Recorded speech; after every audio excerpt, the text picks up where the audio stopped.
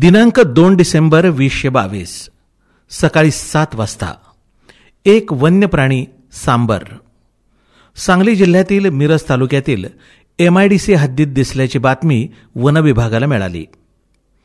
One परिक्षेत्र अधिकारी श्री युवराज पाटील साहेबांनी सदरची बातमी आणि प्राप्त व्हिडिओची खात्री करून घेतली आणि ते त्वरित घटनास्थळी पोहोचले. आज दिनांक 2/12/2020 रोजी गोदरेज MIDC गोदरेज कंपनीमध्ये एक सांबर आल्याची बातमी मिळाली होती. त्याच अनुसरून मी, माझा स्टाफ व माननीय उपसंरक्षण नीता कट्टे मॅडम यांच्या मार्गदर्शनाखाली सदरचा जो सांबर प्राणी आहे तो चाणक्य चौक येथील पाठीमागल्या साईडला लोकेट झालेला होता. सध्या आम्ही त्याच्या पाठीवर असून बंदोबस्तासाठी आम्ही आहे. त्याला मानवी लोकांच्यापासून किंवा वन्य प्राण्या कुठल्याही प्राण्याविषयी, कुत्र्याविषयी किंवा इतर कुणाही दगाफटका होणार नाही.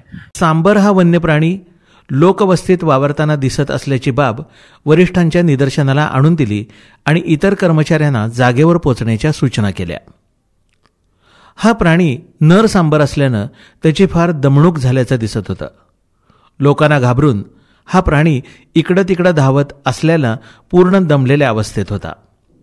म्हणून सर्व लोकांना बाजूला करून त्या प्राण्याला लोकवस्तीतून गर्दीच्या ठिकाणातून बाहेर पडण्यासाठी वाट मोकळी करण्याची सूचना लोकांना देऊन त्याला कुपवाड भागामधल्या शेतामध्ये जाऊ दिलं गेलं. सर्व अधिकारी आणि कर्मचारी हे या जागेवरती पोचले होते. सदर प्राणी फार दमल्यामुळं विसाव्यासाठी झुडपात बसल्याचं जाणवत होतं. या वन्य प्राण्याला इतर प्राण्यांकडून हल्ला होऊन त्याला काही दुखापत होऊ नये याची काळजी घेत सर्व परिसरात टेहाळणी करून राखण ठेवण्यात आली. संध्याकाळी 5च्या सुमारास सांबर हे ज्या शेतात होतं तिथून बाहेर पडलं आणि मार्गस्थ होताना दिसलं. रात्री साधारण 7च्या सुमारास हा प्राणी शाळू असलेल्या शेतात स्थिरावला आणि शेतातला हरभरा त्यानं खाल्ला. रात्री 8च्या सुमारास त्यानं कुपवाड मिरज हा रस्ता ओलांडण्याचा प्रयत्न केला. रस्त्यावरच्या गाड्या आणि बघ्यांची गर्दी बघून त्यानं मार्ग बदलला आणि तो कुपवाडच्या पश्चिम भागात निघून गेला. रात्री 11च्या सुमारास कुपवाड इथल्या सूतगिरणीच्या परिसरातल्या शेतात तो दिसायला लागला.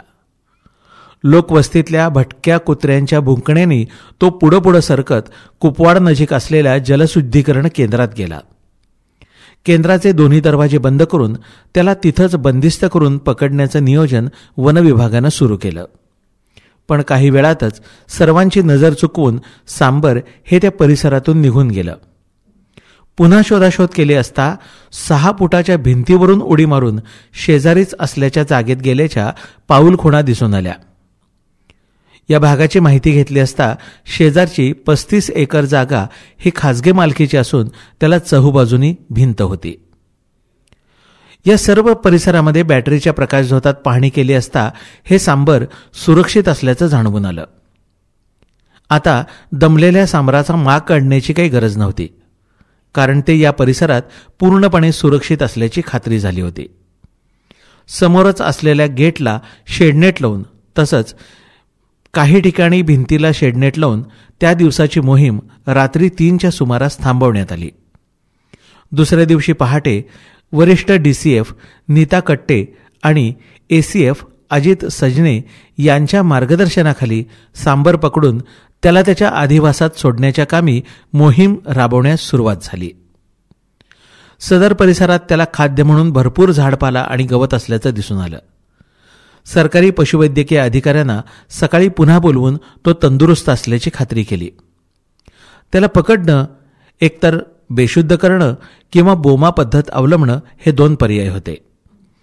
त्याला बेशुद्ध केलं तर तो घाबरून प्राण सोडेल, म्हणून त्याला बोमा पद्धतीनं पकडणं हेच योग्य होतं. 8 वर्षापूर्वी सांगली शहरात आलेलं सांबर हे लोकांच्या गर्दीला घाबरून पळताना मृत्युमुखी पडलं होतं. अशा प्रकारची काही उणीव राहू नये यासाठी सर्व ती काळजी घेऊन जितक्या लोकांच्या मदतीची गरज होती त्यांनाच घटनास्थळी प्रवेश देण्यात आला. आत असलेल्या रिकाम्या गोडाऊनमध्ये त्याला जेरबंद करण्यासाठी 2 बोमा तयार करण्याचं ठरवलं. छोटा बोमा हा गोडाऊनच्या मागं तयार करून त्याला गोडाऊनच्या आत जेरबंद करण्याची तयारी झाली. पण शेडनेटपासून तयार केलेल्या कोंडवाड्यातून पळून जाण्याचा प्रयत्न सांबराने केला. मोहीम थोडी थांबवावी लागली. शेडनेटची जाडी वाढवून हळूहळू त्याला पुढं चालवत गोडाऊनचा दरवाजा बंद करायचं ठरवलं आणि परत सर्व तयारी केली. संध्याकाळी 5ला पुन्हा मोहीम सुरू झाली. सांबर हळूहळू दरवाजाकडे सरकू लागलं. तसं सर्वांनाच विश्वास होता की सांबर हे गोडाऊनमध्ये बंदिस्त होईल. पण घडलं विपरीत. सांबरानं 10 फूट उंचीच्या शेडनेटवरून सरळ उडी घेत सर्वांच्या हृदयाचे ठोके चुकवले. छोट्या बॉम्बामधून सांबर बाहेर पडलं आणि परिसरात फिरायला लागलं. अंधार पडत आला होता. सांबर हे सुरक्षित असल्याची खात्री करून घेऊन त्या दिवशीचं कामकाज थांबवण्यात आलं. सांबराला 1 दिवस आराम करून देणं आणि त्यानंतर जेरबंद करायचं ठरवून 1 दिवसासाठी मोहीम थांबवण्यात आली. सुदैवानं परिसरात खाद्य आणि पाणी असल्याची खात्री होती. दिनांक 5 डिसेंबर 2022 रोजी या सगळ्याचं पुन्हा नियोजन करण्यात आलं. हे सांबर मोठ्या बोमामध्ये घेऊन सरळ रेस्क्यू व्हॅनमध्ये घेणे हे ठरवून त्याच्या तयारीला सुरुवात झाली. बराच मोठा बोमा बनवला. 15 फुटाचे पत्रे आणले.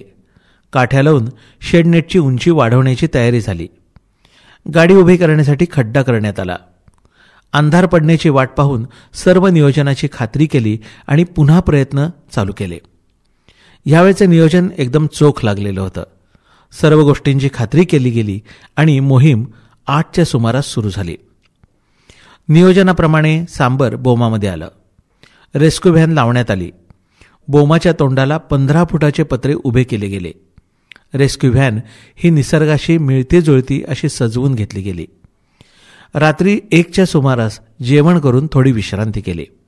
2च्या सुमारास सर्वांना एकत्र बोलवून प्रत्येकाची जबाबदारी आणि भूमिका काय असेल हे सांगण्यात आलं. प्रत्येकाला त्याच्या जागेवर पाठवलं गेलं आणि सांबराला बोमाच्या तोंडी आणण्याचे प्रयत्न सुरू झाले. सर्व लाईट बंद करून व्हॅनच्या दारात बॅटरीचा उजेड टाकला. सांबराला व्हॅनमध्ये जाऊन दिलं गेलं आणि सांबर व्हॅनमध्ये बंदिस्त झालं. सांबराला कशाचाही स्पर्श न करता अथक परिश्रमानंतर व्हॅनमध्ये सुरक्षित पकडल्याची खात्री होताच सर्वांनी आनंद साजरा केला. 4 दिवस अहोरात्र राबणाऱ्या 35 जणांच्या टीमच्या कष्टाला फार मोठं यश आलं होतं.